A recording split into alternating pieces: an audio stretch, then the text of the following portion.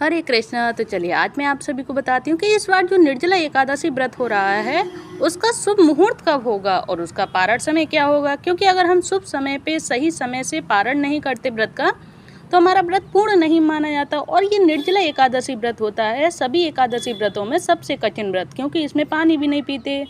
तो मैं इसमें आप सभी को बताने वाली हूँ कि किस तरह हम व्रत रखेंगे और इस निर्जला एकादशी व्रत का महत्व क्या होता है और हम कब भगवान की पूजा करें कि वो हमसे प्रसन्न हो जाएं।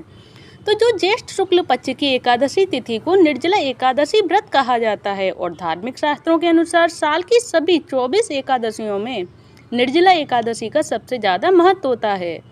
और इस एकादशी व्रत में पानी पीना वर्जित माना जाता है, इसीलिए इसे निर्जला एकादशी व्रत भी कहते हैं।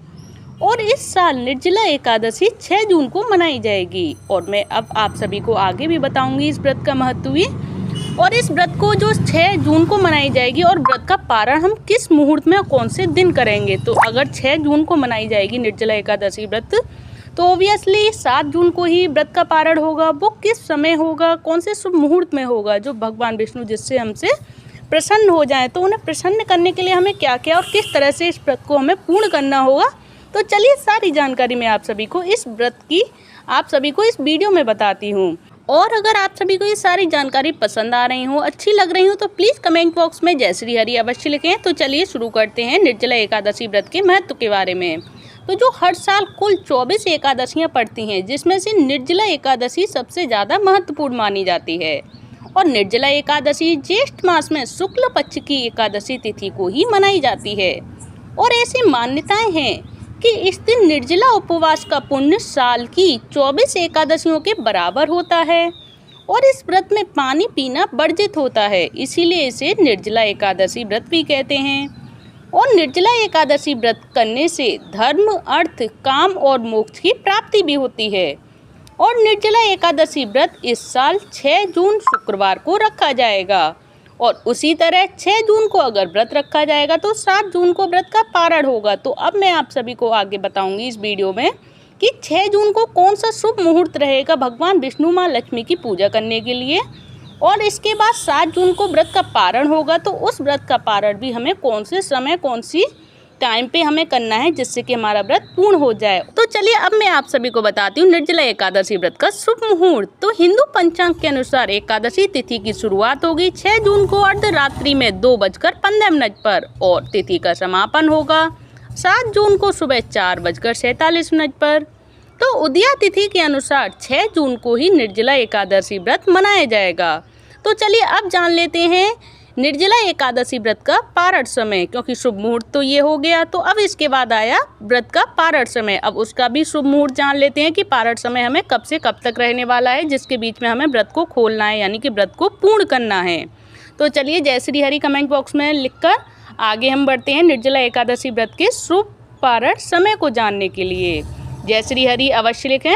तो इसका पारण समय रहने वाला है निर्जला एकादशी व्रत का 7 जून को दोपहर 1:44 से लेकर शाम 4:31 तक इसका पारण समय रहेगा। इसी बीच में हमें व्रत का पारण करना है, व्रत को खोलना है। 1:44 से लेकर शाम 4:31 तक इसका पारण समय रहने वाला है। तो अब जान लेते हैं निर्जला एकादशी व्रत की पूजन विधि कि हमें भगवान विष्णु की पूजा हमें किस विधि विधान के अनुसार करनी है। तो निर्जला एकादशी के दिन सुबह स्नान करके सूर्य देव को अर्घ्य दें सबसे पहले। इसके बाद पीले वस्त्र धारण करें और भगवान विष्णु की पूजा अर्चना करें और व्रत का संकल्प लें। भगवान विष्णु को पीले फूल, पंचामृत और तुलसी दल अर्पित करें, क्योंकि उन्हें ये चीज़ें बहुत ज़्यादा प्रिय हैं।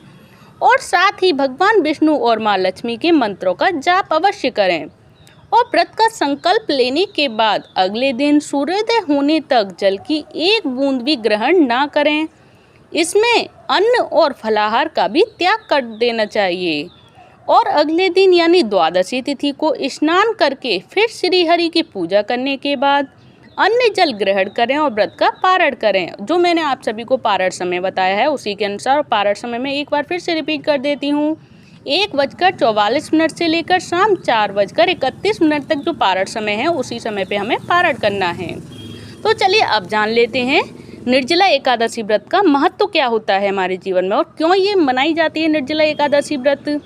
तो निर्जला एकादशी व्रत पर बिना जल ग्रहण किए भगवान विष्णु की उपासना करने का विधान होता है और इस व्रत को करने से साल की सभी एकादशियों का फल भी मिल जाता है।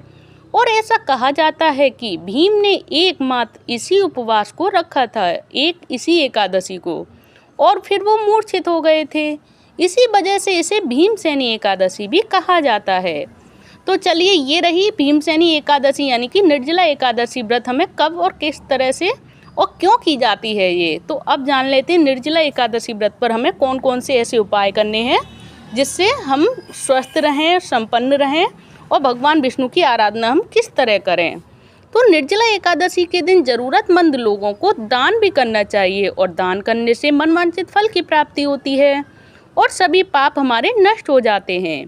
और इस दिन एक चकोर भोजपत्र पर केसर में गुलाब मिलाकर ओम नमो नारायण मंत्र 3 बार लिखें और अब एक आसन पर बैठकर विष्णु सहस्त्र नाम का पाठ करें और पाठ करने के बाद यह भोजपत्र अपने पर्स या पॉकेट में रख लें और धन दान की वृद्धि के साथ साथ रुका हुआ धन भी आप सभी को मिल जाएगा।